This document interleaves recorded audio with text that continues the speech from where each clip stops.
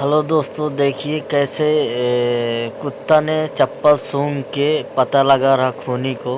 आकांक्षा दुबे का जो खूनी है, तो कुत्ता ने पता लगा लिया है कौन मारा है, कैसे मारा है।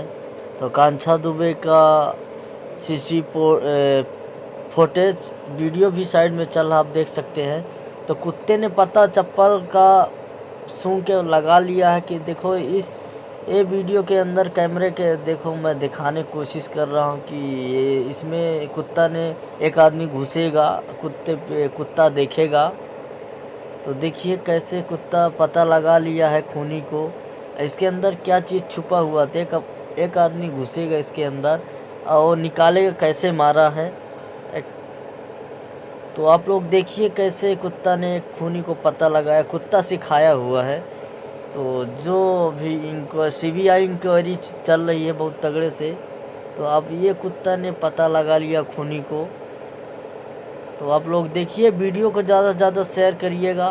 ये बंदा देखिए घुस रहा है, ये बंदा घुस रहा अंदर, और इसके अंदर से देखिए क्या निकाल रहा है। आप लोग देखिए, वीडियो में बने रहिए। देखिए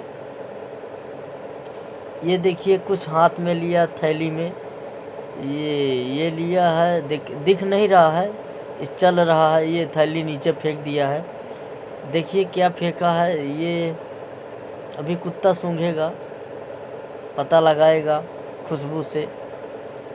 और यहाँ पीछे जनता भी खड़ी है, कुल्हाड़ी है।